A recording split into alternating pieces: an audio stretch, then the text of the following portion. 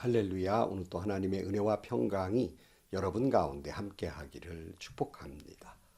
오늘 또 묵상의 말씀을 통해서 나에게 주시는 하나님의 말씀을 듣는 은혜로운 시간이 되기를 축원합니다. 이 시간 하나님께서 우리에게 허락해 주신 말씀은 요한계시록 5장 1절에서 7절 말씀입니다. 나는 또 그 보좌에 앉아 계신 분이 오른손에 두루마리 하나를 들고 계신 것을 보았습니다. 그 두루마리는 안팎으로 글이 적혀 있고 7인을 찍어 봉하여 놓은 것이었습니다. 내가 보니 힘센 천사가 큰 소리로 이 봉인을 떼고 두루마리를 펴기에 합당한 사람이 누구인가 하고 외쳤습니다. 그러나 두루마리를 펴거나 그것을 볼 수 있는 이는 하늘에도 없고 땅 위에도 없고 땅 아래에도 없었습니다. 이 두루마리를 펴거나 볼 자격이 있는 이가 하나도 보이지 않으므로 나는 슬피 울었습니다. 그런데 장로들 가운데 하나가 나에게 울지 마십시오. 유다 지파에 난 사자 곧 다윗의 뿌리가 승리하였으니 그가 이 7 봉인을 떼고 이 두루마리를 펼 수 있습니다 하고 말하였습니다. 나는 또 보좌와 내 생물과 장로들 가운데 이 어린 양이 하나 서 있는 것을 보았는데 그 어린 양은 죽임을 당한 것과 같았습니다. 그에게는 뿔이 7과 눈이 7이 있었는데 그 눈들은 온 땅에 보내심을 받은 하나님의 7 영이십니다. 그 어린 양이 나와서 보좌에 앉아 계신 분의 오른손에서 그 두루마리를 받았습니다. 아멘. 하나님은 요한의 영안을 뜨게 하고 그리고 성령 충만하게 하셔서 열린 하늘문을 통해서 보좌에 앉으신 하나님을 보게 되고 함께 앉아있는 24 장로들과 천사들이 주님께 경배하는 예배하는 그 감격스러운 장면을 보게 하십니다. 이제 본격적으로 앞으로 이루어질 하나님의 심판과 그 성도들의 구원에 대한 앞으로 이루어질 일의 말씀을 하고 있습니다. 이 모든 과정을 적은 두루마리를 하나님의 오른손에 붙들고 계셨다라고 말씀하고 있어요. 오늘 1절 말씀에 나는 또 그 보좌에 앉아 계신 분이 오른손에 두루마리 하나를 들고 계신 것을 보았습니다. 그 두루마리는 안팎으로 글이 적혀 있고 7인을 찍어 봉하여 놓은 것이었습니다. 그랬어요. 요한은 그리고 우리는 그토록 알고 싶은 것이 무엇입니까? 주님 다시 오시고 심판하신 때가 언제인지 참 궁금하고 알고 싶지 않겠습니까? 특별히 로마로부터 갖은 핍박과 고난과 박해를 받고 있는 초대교회 입장에서는 다시 오실 예수님 어서 오시옵소서라고 간곡히 그 때와 그 말씀을 기다리고 있었을 것입니다. 그런데 그것을 기록한 그런 두루마리에 적혀 있는 그런 말씀들이 있는 것을 하나님의 오른손에 들고 있었는데 거기에 7인을 찍어서 볼 수 없도록 봉하여졌더라 그렇게 말씀하고 있습니다. 2절입니다. 내가 보니 힘센 천사가 큰 소리로 이 봉인을 떼고 두루마리를 펴기에 합당한 사람이 누구인가 하고 외쳤습니다. 그러나 두루마리를 펴거나 그것을 볼 수 있는 이는 하늘에도 없고 땅 위에도 없고 땅 아래에도 없었습니다. 이 두루마리를 펴거나 볼 자격이 있는 이가 하나도 보이지 않으므로 나는 슬피 울었습니다. 그러니까 하나님이 봉해놓은 마지막 때 일어날 일들에 대한 그 두루마리를 그걸 펼쳐보거나 또 그것을 볼 수 있는 자격이 있는 사람이 하늘에도 없고 땅에도 없고 땅 아래도 없는 거예요. 그토록 알고 싶은 어서 오시옵소서 주 예수의 어서 오시옵소서 간곡히 바라는 그 말씀을 볼 수 있는 이가 아무도 없더라. 빨리 그 말씀을 보고 힘을 얻고 용기를 얻고 싶은데 그럴 자격이 있는 사람이 하나도 없더라. 그러니까 얼마나 요한이 마음에 고통이 되겠습니까? 많은 사람들이 순교를 당하고 어려움을 당하고 온갖 박해와 상처를 입고 있는 마당에서 얼마나 요한의 입장에서는 실망스러웠겠습니까? 얼마나 요한은 답답했겠습니까? 그러니까 요한이 펑펑 울게 됩니다. 그랬더니 5절 말씀, 그런데 장로들 가운데 하나가 나에게 울지 마십시오. 유다 지파에서 난 사자 곧 다윗의 뿌리가 승리하였으니 그가 이 7봉인을 떼고 이 두루마리를 펼 수 있습니다. 그랬어요. 24장로 중에 하나가 7봉인을 떼고 뗄 수 있는 자가 있다. 이렇게 말씀하면서 우리가 이미 잘 알고 있는 대로 유다 지파에서 난 사자 곧 다윗의 뿌리가 그랬어요.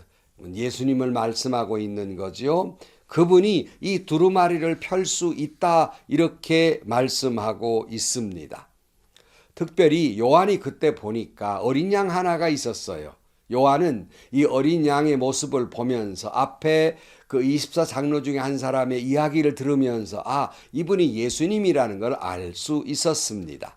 6절 말씀, 나는 또 보좌와 내 생물과 장로들 가운데 어린 양이 하나 서 있는 것을 보았는데 그 어린 양은 죽임을 당한 것과 같았습니다. 그에게는 뿔 7과 눈 7이 있었는데 그 눈들은 온 땅에 보내심을 받은 하나님의 7 영이십니다.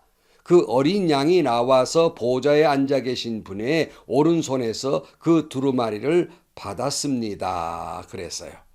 이 어린 양이 하나 24장로 중에 서 있는데 그 어린 양이 죽임을 당할 것 같았다. 곧 예수 그리스도의 십자가를 말씀하고 있는 거지요. 그리고 다윗의 승리라고 하는 건 거기서 부활 승천하신 것을 말씀하고 있는 겁니다. 그런데 성경에 예수님을 어린 양이라고 비유하고 있습니다. 왜 예수님을 어린 양에 비유할까? 여러분 아시는 대로 세례 요한이 예수님께서 세례를 받으시러 나올 때 예수님을 어린 양이라고 부르고 있습니다. 요한복음 1장 29절이지요. 다음 날 요한은 예수께서 자기에게 오시는 것을 보고 말하였다. 보시오, 세상제 지고 가는 하나님의 어린 양입니다. 그랬고요. 이사야 53장 7절 말씀에도 그는 굴욕을 당하고 고문을 당하였으나 아무 말도 하지 않았습니다. 마치 도살장으로 끌려가는 어린 양처럼 마치 털 깎는 사람 앞에서 잠잠한 암양처럼 끌려가기만 할 뿐 아무 말도 하지 않았습니다. 그랬어요. 즉 하나님의 아들 예수님을 어린 양으로 비유하고 있습니다. 그런데 또 하나 이 어린 양으로 비유하는 데는 이스라엘이 이집트를 탈출할 때 이야기를 살펴보면 좀 더 이해가 쉽습니다.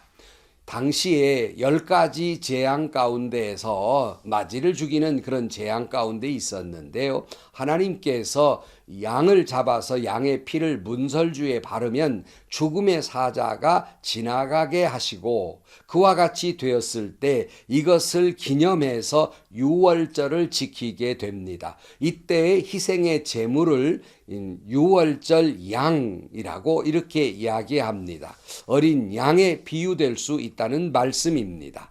그러므로 이 어린 양이 희생의 제물이 돼서 모든 죄를 용서하시고 죽음의 사자가 지나가게 하신 것, 이때에 이 어린 양이 상징하고 있으며 이것은 바로 예수님을 상징하고 있는 겁니다.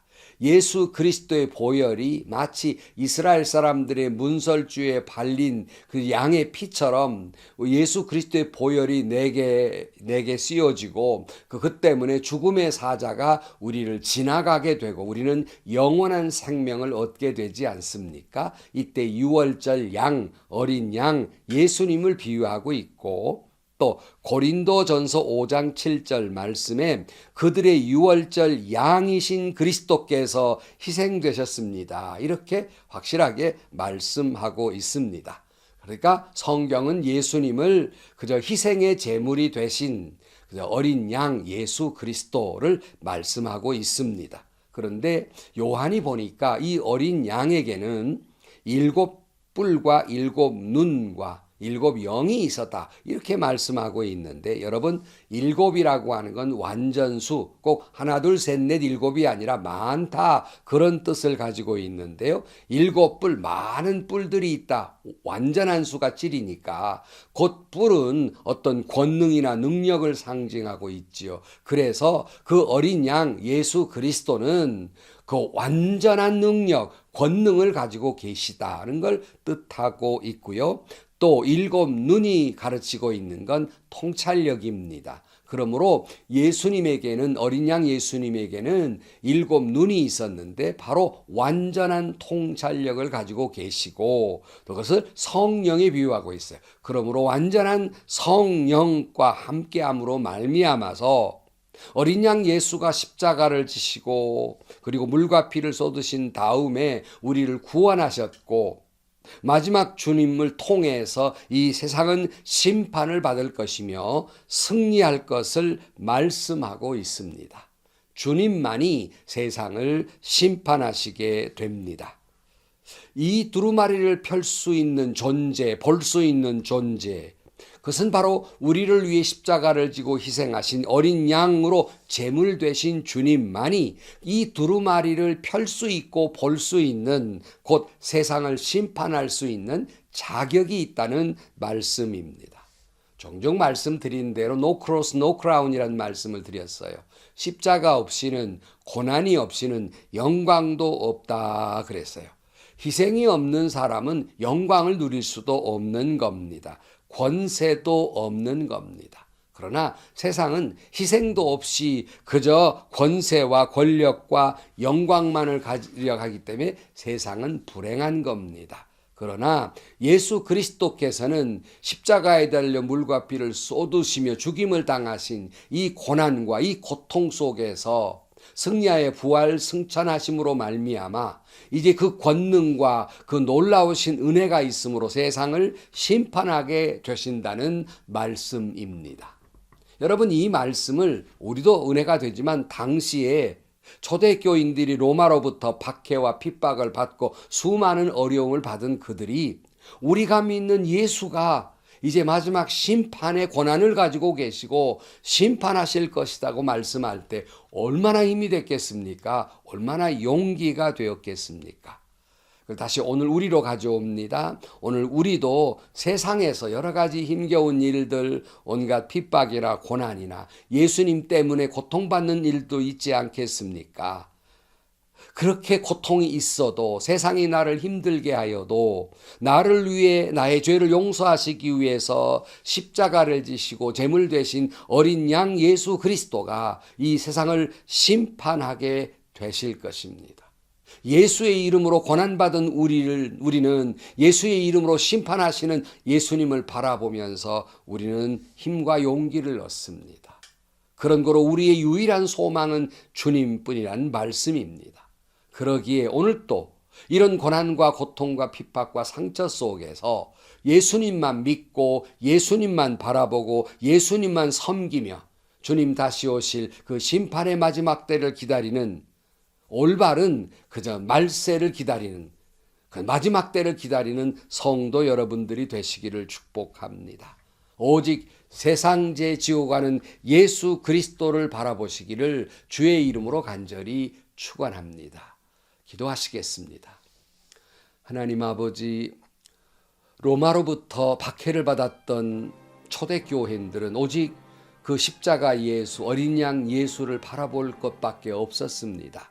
이 말씀을 듣는 그들은 커다란 용기와 그리고 커다란 은혜를 받고 순교하기까지 믿음을 지켜온 것을 봅니다. 주님, 오늘 우리가 믿음의 삶을 살면서 세상 속에서 온갖 핍박과 어려움과 고통을 당한다 할지라도 오직 예수 그리스도가 이 땅을 심판하실 것을 믿고 오직 주님만 바라보고 주님만 믿고 주님만 섬기고 주님만이 참 소망 삼고 살아서 주님 심판하실 때 할렐루야 믿음으로 승리하는 저희들이 되게 하여 주옵소서. 세상제 지고 가는 주님을 바라보는 저희들이 되게 하여 주옵소서. 예수님의 이름으로 기도하옵나이다. 아멘. 성도 여러분, 여러 번 말씀드렸습니다마는 여기 요한계시록은 앞으로 되어질 일에 대한 말씀이지만 대단히 현실적인 것이다. 왜냐하면 앞으로 되어질 일들이, 미래의 일이 오늘 고난받고 고통받는 우리에게는 큰 용기가 되는 말씀이기 때문에 대단히 현실적이라는 말씀이에요. 또 여러분, 우리의 유일한 소망은 주님밖에 없습니다. 다시 오실 주님, 그 주님을 기다리면서 어떤 고난이, 어떤 핍박이, 어떤 고통이 온다 할지라도 주님만 바라보고 주님만 믿고 주님께만 예배하고 주님께만 영광을 돌리면서 주님 다시 오시기를 기다리고, 아니 우리가 다시 주님께로 나아가기를 기다리는 저와 여러분들이 되시기를 주의 이름으로 간절히 축원합니다. 행복하시고요. 좋은 일이 가득한 하루가 되시기를 주님의 이름으로 간절히 축원합니다.